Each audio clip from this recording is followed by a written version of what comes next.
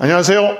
대표 당락입니다. 얼마 전 KBS는 김호중에게 한시적 출연 정지 결정을 내렸고 김호중 팬덤은 퇴출 반대 청원을 냈습니다. 예수라는 당락이 12화에서 KBS에서 방송한 김호중 더 심포니를 격하게 칭찬했던 저도 안타깝습니다. 하지만 KBS의 이런 조치가 실제 얼마나 타격감이 있을까요? 김호중이 천재든 아니든 자신이 벌인 사건에 대해서는 합당한 처벌을 받는 것이 먼저입니다. 그런 이후에야 선처나 재기에 대해 논의할 수 있게 됩니다. 그동안 사회적으로 엄청난 파장을 일으켰던 연예인들은 아주 많았습니다. 여러분, 지금 오징어 게임으로 세계적 스타가 된 이정재 배우가 음주운전을 2번이나 했었다는 사실을 알고 계시나요? 이런 이정재 배우는 어떻게 재기할 수 있었을까요? 자, 오늘의 와우 포인트는 김호중을 비난하는 것보다 더 중요한 것, 그런데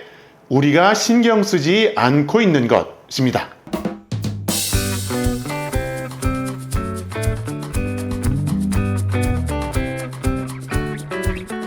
구독, 좋아요. 예술하는 당나귀 TV는 대한민국 예술 문화를 응원합니다.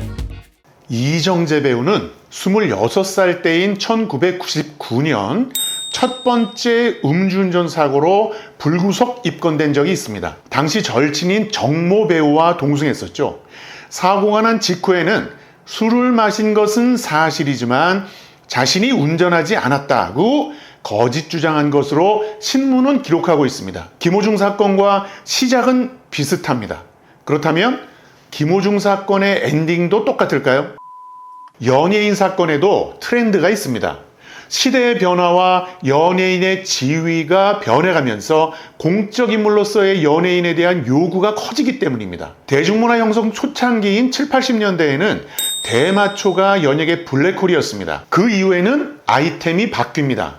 2000년대로 접어들면서는 도박, 병역비리, 성매매, 탈세 사건이 주를 이뤘고 2020년대에는 마약, 학폭, 그리고 음주운전 사건이 단골 메뉴입니다. 예전 대마초에 연루된 연예인 중에는 신동엽이 거의 막내 정도의 연령대니까 그건 접어두기로 하겠습니다. 병역비리에 연루됐던 연예인들이 있죠. 송승헌, 장혁, 한재석 등은 현역으로 제대하고서야 재기했습니다.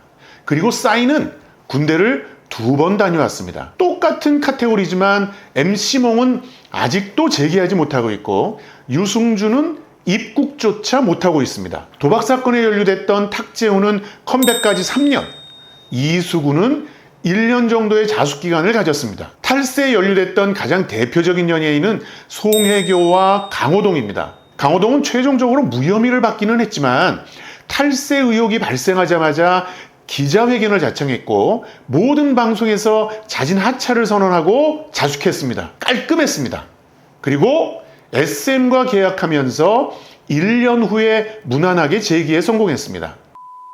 도박이나 탈세, 마약 같은 사건과는 다르게 학폭, 성매수, 음주운전 같은 경우는 명확한 피해자가 있는 범죄입니다. 2009년 미성년자 성매수 혐의를 받은 유명 가수가 컴백하는 데까지 걸린 시간은 7년입니다. 충무로 노예라고 불릴 정도로 다작하다가 미성년 성매수 사건으로 기소됐던 중견 영화배우 2명이 다시 영화에 복귀하기까지 걸린 시간은 3년에서 4년 정도입니다. 하지만 엄태웅의 경우는 8년이 지난 지금도 방송에서 얼굴을 볼 수가 없습니다. 군 복무 시절에 안마방에 출입했다는 유명 댄스 가수도 아직 방송 활동은 하지 못하고 있습니다. 공정이나 원칙이라는 잣대로 문제 제기할 수 없는 문제입니다만 사건의 경중이나 자숙 기간, 자숙하는 방법 등을 생각해 볼 때 제기의 기준은 뭔가 깔끔하게 정리되지는 않습니다.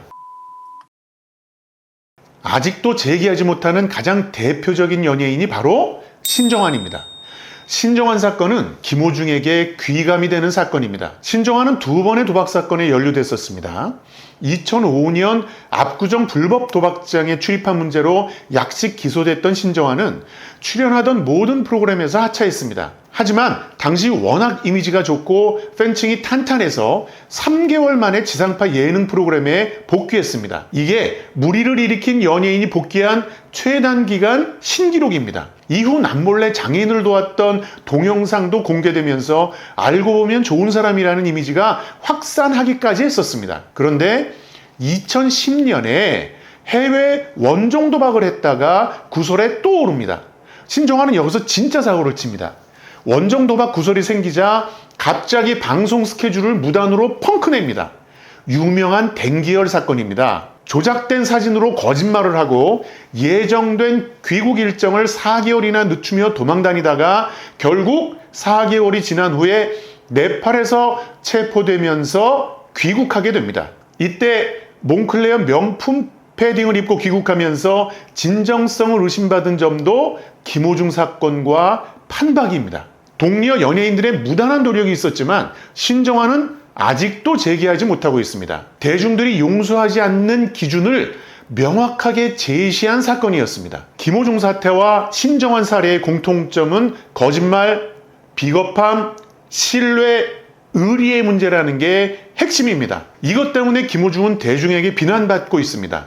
하지만 김호중 사건이 신정환 사건과 다른 점은 김호중에게는 충성도 높은 팬덤이 있다는 사실입니다. 김호중 사건은 3가지 문제가 엮여 있습니다. 김호중 개인의 인성이나 멘털리티의 문제, 그리고 기획사의 무능력, 그리고 팬덤의 역기능에 있습니다. 음주운전과 뺑소니 이후에 기획사가 보여준 관리 능력은 정말로 구식이고 주먹구구식이었습니다. 기획사는 왜 기자회견을 자청하고 정면 돌파한 강호동의 사례를 따르지 않고 신정환의 사례를 따라갔을까요? 대표 당나귀는 기획사의 이런 무대뽀식 대응의 근본에는 팬덤의 역기능이 숨어 있다고 판단합니다. 사실 팬덤은 아무 문제가 없습니다. 그러나 김호중과 기획사의 태도 때문에 현재 팬덤의 행동이 역기능이라고 오해받을 충분한 소지가 있습니다. 기획사는 불특정 다수의 비난을 충성도 높은 팬덤 뒤에 숨어서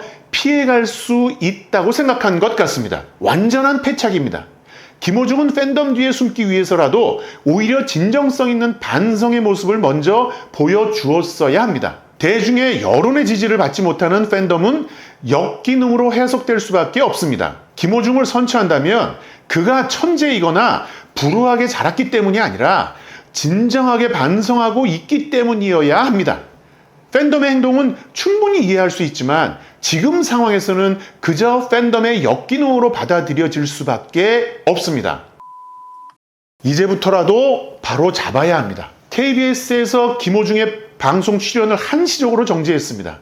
방송이 대단한 문화 권력을 행사할 때는 연예인에게 KBS 출연 정지 선고는 하늘이 무너지는 것 같은 압력이었습니다. 하지만 현재 매체 상황에서 특히 가수에게는 사실 압력이 아닙니다. 하지만 아무리 방송의 힘이 약해졌다고 해도 KBS가 출연 정지를 결정하는 메커니즘은 대중문화 예술계에서 의미 있어야 합니다. 역설적으로 문제 연예인이 다시 활동에 복귀할 수 있는 기준을 제시하는 역할도 한다는 이유에서 대단히 중요합니다. 그렇다면 KBS의 출연 정지 해제는 어떻게, 언제나 이루어질까요?